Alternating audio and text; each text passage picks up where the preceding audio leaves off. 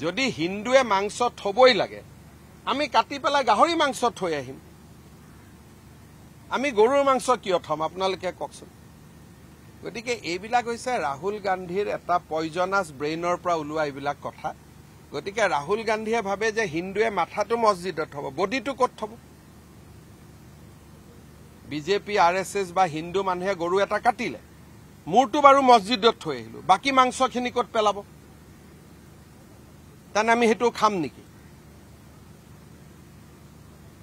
তানে ইনডাইৰেক্টলি ৰাহুল গান্ধীয়ে কি কৈছে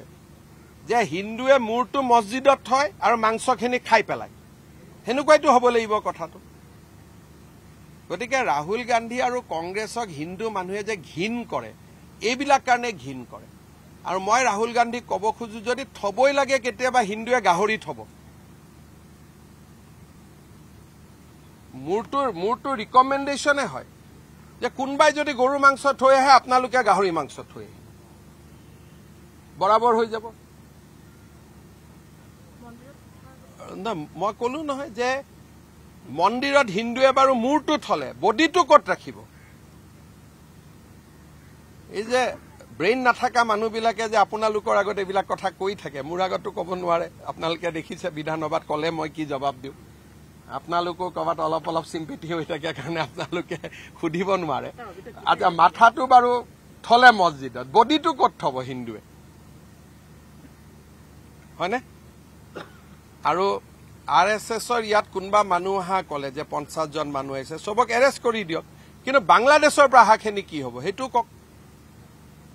হেতুৰ ওপৰতো একো নকয় মানে গোটেই টাৰ্গেটটো হিন্দু সেইকাৰণে মানুহে বেয়া পায় আপোনালোকে দেখিছে এইকাৰণে মিটিং টিটিঙত কোনো হিন্দু মানুহ নাহে যদি হিন্দুৱে মাংস থবই লাগে আমি কাটি পেলাই গাহৰি মাংস থৈ আহিম আমি গৰুৰ মাংস কিয় থম আপোনালোকে কওকচোন গতিকে এইবিলাক হৈছে ৰাহুল গান্ধীৰ এটা পয়জনাছ ব্ৰেইনৰ পৰা ওলোৱা এইবিলাক কথা গতিকে ৰাহুল গান্ধীয়ে ভাবে যে হিন্দুৱে মাথাটো মছজিদত থব বডিটো ক'ত থব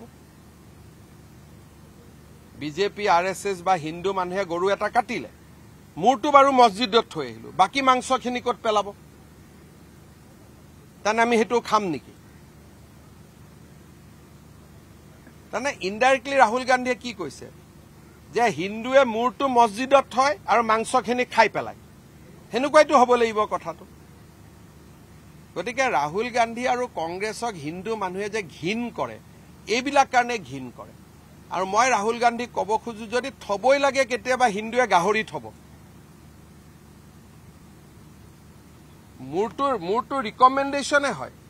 যে কোনবাই যদি গৰু মাংস থৈ আহে আপোনালোকে গাহৰি মাংস থৈ আহে বৰাবৰ হৈ যাব মই কলো নহয় যে মন্দিৰত হিন্দুৱে বাৰু মূৰটো থলে বডিটো ক'ত ৰাখিব এই যে